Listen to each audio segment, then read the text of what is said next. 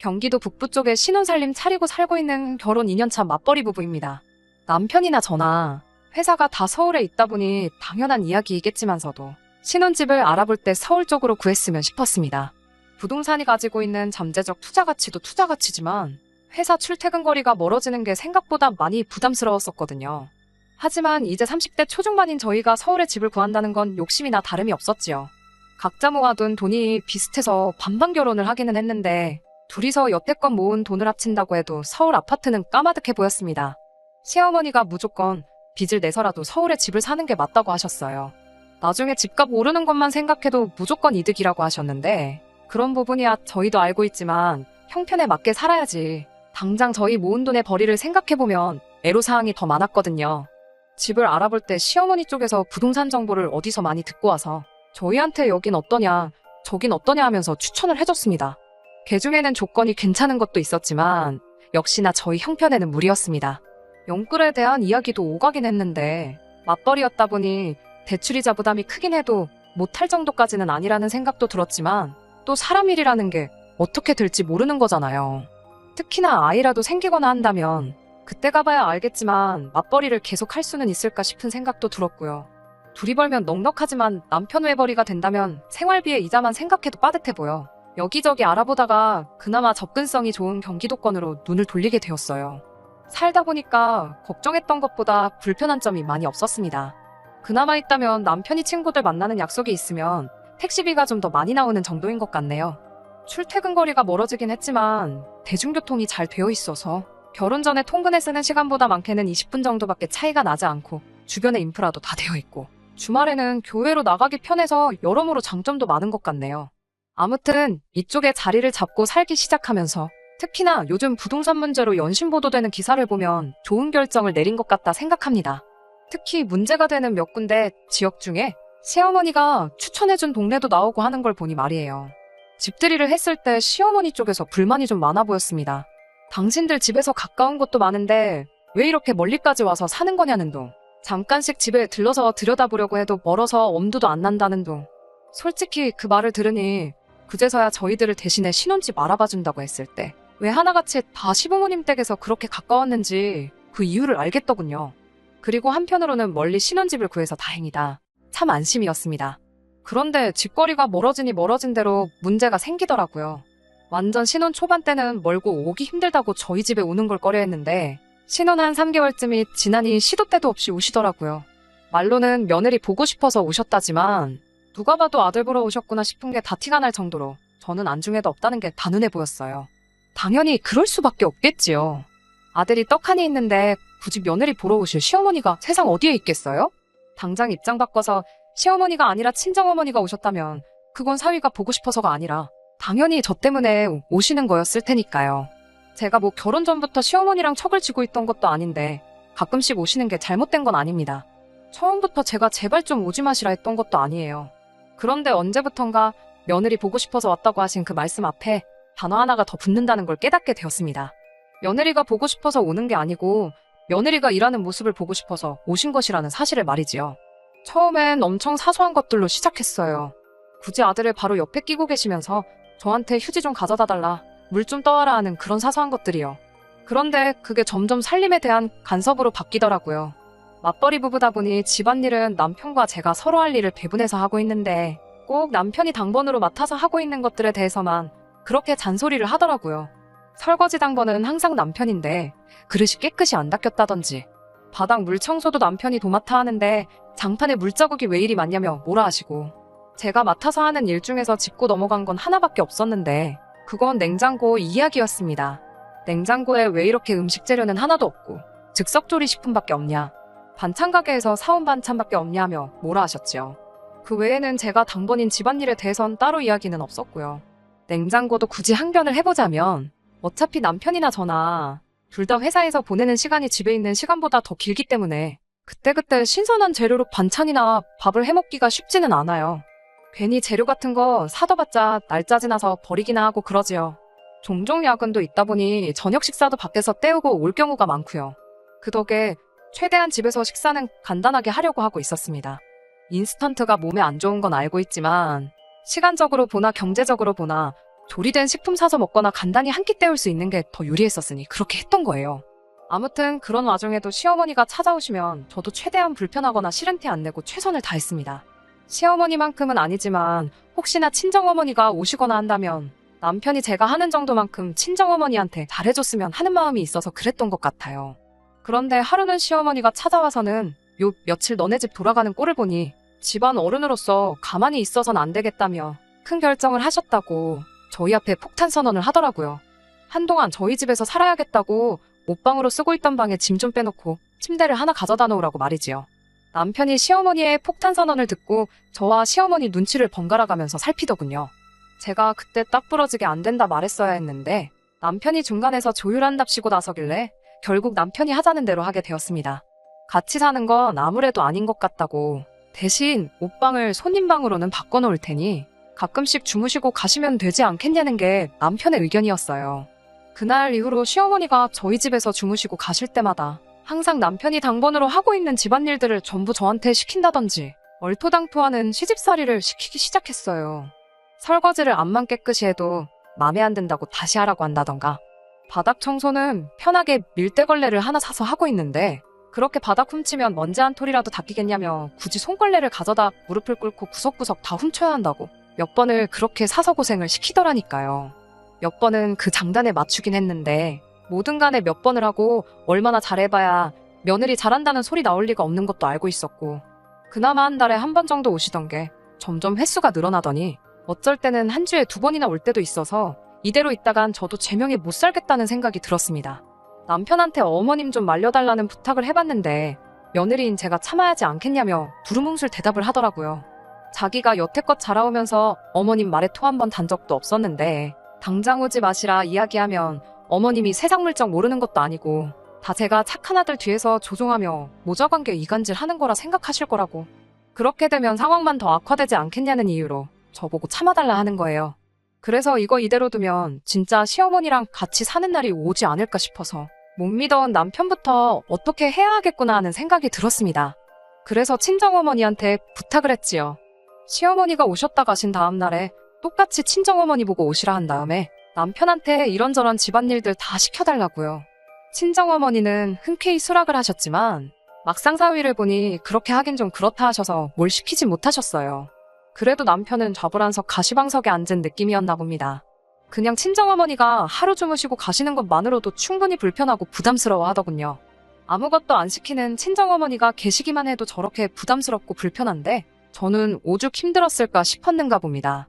그렇게 시어머니가 저희 집에 온 다음 날 친정어머니께서 똑같이 저희 집에 오며 가며 하시기를 2달쯤 하니 결국 그제서야 남편이 백기를 들었네요. 저한테 자기가 잘 이야기해서 시어머니가 더 이상 우리 집에서 주무시고 가게 하지 않겠다길래 제가 좀 더 욕심부려서 한 가지 제안을 더했어요. 주무시고 가시지 않도록 하는 거야 당연한 거겠지만 너무 자주 찾아오시는 것도 문제였었거든요. 그래서 달에 한 번 정도 저희가 시댁에 가는 쪽으로 그래서 같이 외식도 하고 근황이야기도 하고 그런 식으로 효도를 하면 어떻겠냐 했지요. 물론 친정에도 똑같이 하는 건 예외가 아니었지요. 아무튼 그렇게 상황은 일단락되는 것 같았고 더 이상 저희 결혼 생활에 시어머니가 끼어들면서 문제가 생기거나 하는 일도 거의 없어졌습니다. 이따금씩 시어머니가 집은 어떻게 해놓고 사느냐고 당신이 한번 가봐야겠다는 말을 꺼내면 그때마다 남편이 우리가 한두 살 먹은 애도 아니고 알아서 잘하고 있으니 걱정하실 필요 없다 하면서 잘 무마를 해줬네요. 영 못 믿어왔던 남편이 저렇게 중간 역할을 잘하기 시작하니 이날이 때까지 크게 문제될 일이 하나도 없었습니다. 행복하게 잘 살고 있다고 생각했고 이 행복이 앞으로도 쭉 이어질 거라고 생각했었어요. 바로 얼마 전까지는 말이지요. 결혼 후부터 남편하고 거의 매일같이 산책을 하고 있어요. 따로 헬스장에 간다거나 주말에 운동을 나가거나 하지 않기 때문에 건강을 생각해서 하고 있는 거였어요. 그런데 최근 들어 남편 행동이 조금 이상했습니다. 산책로가 따로 정해져 있는 건 아니고 아파트 단지 근처로 그날그날 여기저기 돌아다니는 식인데 얼마 전부터 남편이 부동산 앞에만 가면 잠시 멈칫한다거나 고개가 돌아가더라고요. 부동산 유리창에 붙은 금매전단을 보고는 골똘히 생각에 잠기거나 그러는 거예요. 저희가 2년 전에 집을 사긴 했는데 지금 사실 그때랑 비교해보면 집값이 조금 내려갔어요. 부동산 상황에 따른 어쩔 수 없는 가격 하락이고 어차피 집도 마음에 들고 하다 보니 최대한 신경 쓰려고 하지 않아요. 2천만 원 정도 더 내려갔는데 오히려 그때 시어머니가 추천해줬던 아파트만 두고 보면 거긴 억대로 떨어진 곳도 있으니 오히려 그 점이 다행이라 생각하고요. 저는 남편이 부동산 가격을 유심히 보는 게 가격이 내려간 게 안타까워서 그러는 건가 싶었거든요. 그런데 그게 아니라 다른 꿍꿍이 속이 있던 거였더라고요. 난데없이 저한테 통보하듯 말을 하더군요. 시부모님이 이쪽 동네로 이사 오기로 했다고요. 그제서야 그동안 산책하면서 부동산 앞에서 급매물에 그렇게 관심을 보이던 게 왜 그랬는지 알았습니다. 살아보니 서울보다 북적대는 거 없고 한적하지, 공기도 비교적 좋은 편이지. 집값도 서울과 비교해보면 저렴하니 현재 살고 있는 집을 정리해서 이쪽으로 이사 오면 노후자금 걱정도 끝이잖아요. 제가 봐도 단점 하나 보이지 않고 장점뿐인데 제가 쌍수를 들며 반길 것까진 아니지만 그렇게 결정했다 해도 반대는 안 했을 거예요. 하지만 저한테 상의 한마디도 없이 이 일을 몰래 진행했다는 게 어이가 없고 솔직한 심정으론 너무 서운하고 열이 받았습니다. 그리고 자세한 내막을 알고 나니 이 이사를 주도적으로 진행한 게 다른 사람이 아니고 남편이었다는 걸 알게 되었어요. 시어머니한테 이 동네가 얼마나 좋은지 설득하고 최근에 집값이 내려가기 시작하면서 급매물로 나오는 부동산 정보들 틈틈이 확인하고 있다가 시기적절할 때 시어머니를 이사시킨 거였지요. 심지어 집이 저희 집에서 걸어서도 오며 가며 할 정도로 가까웠습니다. 이쪽이 개발된 신도시는 아닌지라 작은 규모의 아파트들이 여기저기 뭉쳐있는 동네거든요. 다른 아파트이긴 한데 걸어서 5분 남짓 거리밖에 되지 않으니 따지고 보면 그냥 같은 단지에 살고 있다고 해도 무방할 정도로 가까운 거리였습니다. 당장 집이 가깝다 보니 모른 척하기도 정말 힘들었어요. 도배장판 하는 사람들이 오기로 했으니 저보고 이사갈 집에 가서 관리 감독을 하고 있으라던지부터 가구 같은 거 배달 오기로 한날에 집 지키고 있으라는 부탁까지 해오더라고요. 처음 한번 가주니까 당연한 건 줄 알고 계속해서 저만 시키길래 두 번째부터는 남편 보고 가 있으라고 보냈지요. 그러니 또 그 뒤부터는 귀신같이 멈추더라고요. 이 정도면 시댁이 가까워졌어도 버틸만하다 싶었는데 진짜 고통은 시부모님이 이쪽 동네로 완전히 이사를 들어오고 나서부터 시작되었습니다. 시어머니가 가까워지니 남편은 쪽수가 많아져 기세가 등등해진 건지 아니면 결혼하고 나서야 겨우 효자가 돼버린 건지는 모르겠네요. 아무튼 시부모님이 이사 오시고 나서부턴 저녁 식사를 매일같이 외식을 하게 되었습니다. 말씀드렸다시피 예시당초 집에서 밥도 잘 안 먹어서 저녁은 간단하게 때우곤 했습니다. 외식이 밖에서 사 먹는 거니 달라졌다 하기엔 조금 그렇긴 하지만 전과 비교했을 때 크게 달라진 점이 있었습니다. 모든 외식 자리에 시부모님이 함께하기 시작했다는 게 문제였어요. 저희야 간단하게 때우면 한 끼에 인당 10,000원 안 넘는 선에서 먹었거든요. 분식이나 김밥집도 자주 다녔고요. 그런데 시부모님과 같이 저녁 식사를 하게 되면서 메뉴는 점점 급이 올라가기 시작했어요. 소갈비를 먹은 다음날에 민물장어구이까지 먹고 나니 이틀치 외식비로만 거의 50만 원 가까운 돈이 나가버리더라고요. 저희 월급 맞벌이라 넉넉하다고 하긴 하지만 이틀의 외식비로 50만 원 쓸 만큼 풍족한 편은 아닙니다. 더군다나 결혼한 지 2년이 지났으니 언젠가부터는 이세 계획도 세울 수도 있는데 조금이나마 아끼고 저금을 하는 게 맞지. 어쩌다 한번 기분 낼 때 먹을 만한 음식을 매일같이 먹고 있으니 한숨이 절로 나왔어요. 남편한테 이건 좀 아니지 않냐 한번 대파 싸우게 된 적이 있습니다. 그런데 남편이 오히려 적반하장으로 나오는 거예요. 부모한테 쓰는 돈이 아깝냐면서 제가 잘못된 거라 지적을 하더군요. 입장 바꿔 생각해보라면서 이게 우리 부모님이니까 그 돈이 아까운 거지. 장인 장모님이었으면 그 돈이 아까웠겠냐며 성질을 부리는 겁니다. 그게 갚긴 어디가 갔냐고 친정 부모님하고 외식하는 거 그래봐야 어쩌다 한 번이지. 지금 내가 말하는 건 매일같이 어떻게 이렇게 외식을 하겠느냐고 따졌지요. 시부모님 대하기를 친정부모 대하듯이 하길 바래서 꺼냈던 말인 것 같은데 지가 생각해도 제가 하는 말이 틀린 말이 없어서 그런가. 씩씩대기만 하지 더 말은 못하더라고요. 아무튼 그때는 저나 남편 둘 사이에 그렇다 할 합의점을 찾지 못해 계속 다투다가 결국 경제권을 나눠 갖기로 결정했습니다. 이전에는 둘이 번 돈을 합쳐서 관리를 했다면 이제는 생활비를 제외한 각자 돈은 각자가 알아서 관리를 하기로요. 그러니 시부모님과 외식을 하는 건 남편 몫의 지출이 되게 되었고 그 덕에 한동안 외식하자는 이야기는 나오지 않았어요. 하지만 그 날을 기점으로 상황이 점점 악화되기만 했습니다. 하루는 퇴근하고 오니 시어머니가 저희 집에 이미 와 있더군요. 이 상황이 무언가 파악하기도 전에 꺼낸 한마디. 이제 왔냐고 하면서 밥이나 차려보라더군요. 네가 외식하는 게 싫다길래 집에서 먹는 건데 뭐가 문제냐는 식으로 나오는데 경제권을 각자가 알아서 관리하게 되면서 궁지에 처하게 된 남편이 시부모님을 무기로 꼼수를 부리기 시작했던 거지요. 그날 저희 집에서 저녁 식사 마치고 거실에서 TV 보다가 밤 11시가 넘어서야 집으로 돌아가시더군요. 남편한테 어디 한번 해보자는 거냐고 따져 물었더니 다 네가 원하는 대로 해주고 있는 건데 뭐가 문제냐며 저한테 오히려 큰 소리를 치네요. 참 이런 상황을 두고 뭘 어떻게 해야 하는 건지 싶습니다. 한 발 떨어지니 두 걸음 다가서는 상황이에요. 또 어떤 방법을 써서 떼어낸다 해도 날이 갈수록 악화가 되니 그냥 적당한 선에서 제가 항복을 해야 하는 게 맞는 건가 싶네요. 안녕하세요. 이렇게 후기로 다시 찾아뵙게 되었습니다. 결혼 2년 차에 시부모님이 저희 집 5분 거리에 이사와서 고민이라고 사연을 보냈던 쓰니입니다. 이렇게 저렇게 하라 의견 주신 분도 많고 제가 어떻게 지내는지 궁금해하시는 분들도 많아서 이렇게 다시 사연을 보내기로 결심을 했습니다. 일단 먼저 결론부터 말씀을 드려보자면 남의 편 남편과는 영원한 남이 되었어요. 처음에는 저도 그냥 적당한 선에서 넘어가려고 했습니다. 시모 입장에서도 매번 며느리가 어떻게든 이겨먹으려더니 한 번 버릇을 고쳐놓겠다고 더 저러는 거 아니냐는 주변 지인들의 충고를 들었고 저도 조금 양보를 해보기로 결심을 했었거든요. 집이 가까워진 건 어쩔 수 없지만 조금만 거리 두고 매일같이 찾아와 자식들 인생에 간섭을 좀 덜 하셨다면 그냥저냥 참고 지냈을 수도 있었을 거예요. 그런데 하나를 허락하니 두 개를 원하고 기어코 제 입에서 항복했다, 졌다 소리를 듣고 싶었었나 봐요. 매일같이 찾아와 저녁 식사 차려내라 이런 것도 문제였지만 더 큰 문제는 식사 마치고도 밤 11시가 될 때까지 저희 집에서 계속 머물러 있던 거였어요. 밥 차려다 바치는 것도 스트레스인데 힘들게 일 마치고 와서 집에서 편히 쉬지도 못하고 작정하고 눈칫밥을 먹이고 있었으니 말이지요. 이 사단을 만든 게 남편인데 제가 아무리 말해봐야 남편이 제 편을 들어줄 리는 만무했지요. 그래서 처음에는 저도 포기하고 어느 정도 양보해서 남편이 원하는 조건을 들어주려고 했어요. 일종의 항복선언을 하려던 거나 마찬가지였지요. 시부모님과 가끔씩 외식해서 좋은 것도 먹으러 다니고 하자고. 시집살이를 도무지 견딜 수가 없다고 했더니 남편이 하는 말이 가관이었습니다. 이게 무슨 시집살이냐 따지더군요. 네가 시댁에 들어가 살고 있는 것도 아니고 시부모님 모시고 살고 있는 것도 아닌데 그걸 왜 시집살이라고 표현을 하냐는 거예요. 또 그 입장 바꾸는 이야기를 들먹이면서 장인 장모님이 오시면 그걸 제가 처가살이 싫다고 표현한 거나 마찬가지 아니냐는 개논리를 펼치는 겁니다.